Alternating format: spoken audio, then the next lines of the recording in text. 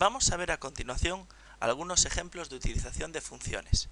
Las vamos a hacer mediante el asistente y manualmente, para que veáis cómo funcionan ambas. En este primer ejemplo vamos a probar dos funciones. Las dos son de la rama matemática, una es la función pi y otra es la función potencia. En este caso, pi lo que hace es obtener o generar el número pi.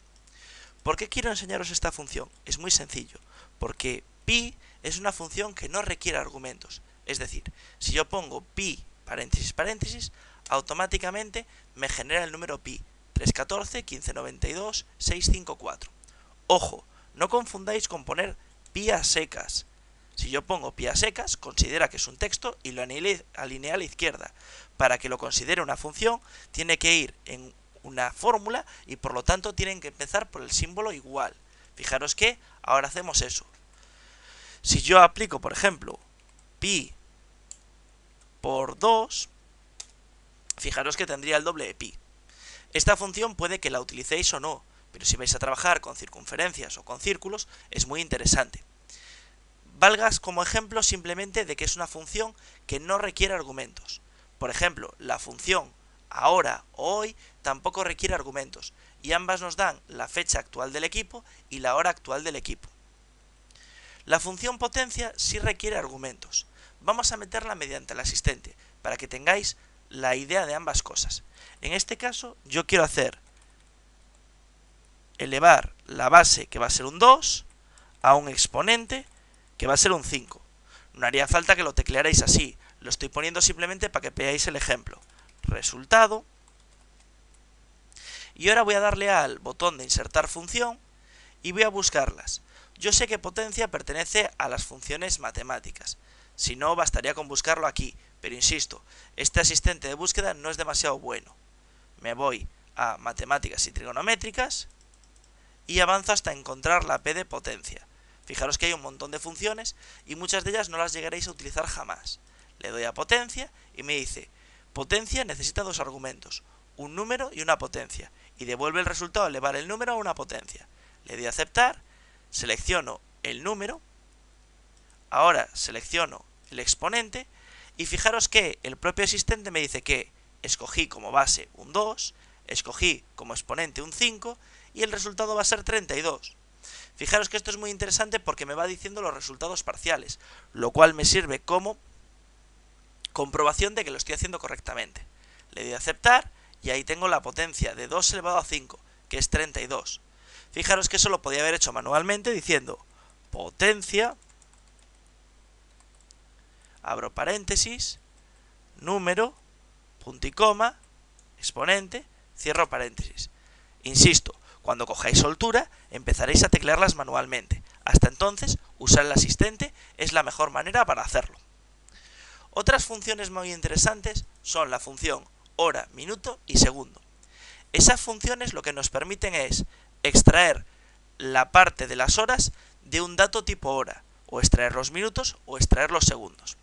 Por ejemplo, imaginaros que yo tengo 10 horas, 20 minutos, 50 segundos. Fijaros que ya me está diciendo que esto es una hora. Vale, esto tiene formato de hora. Perfecto. Yo ahora voy a avanzar.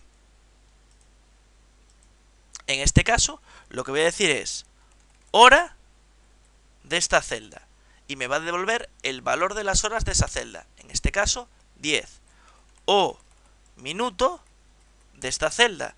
Y me dice los minutos de esa celda. 20. O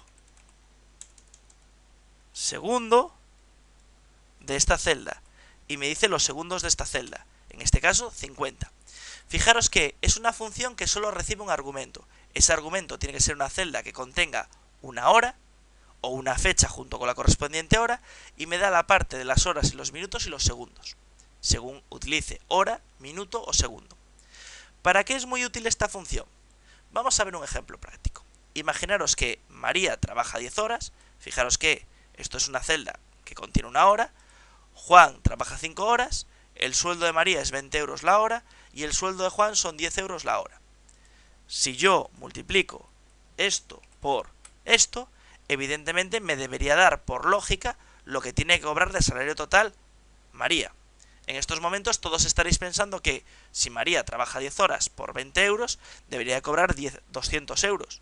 Pues no, según esto, debería cobrar 8,33 euros. Y según lo de abajo, en vez de 50 euros, debería cobrar 2,083. ¿Se está equivocando Excel? No, Excel no se equivoca. Los que nos equivocamos somos los usuarios. Recordad que cuando hablamos de las horas, dijimos que una hora se almacena con una fracción.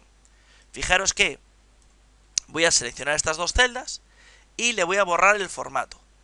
Recordad que las horas son formatos. Y fijaros que lo que hace es ponerme 0,41 y 0,20. ¿Por qué?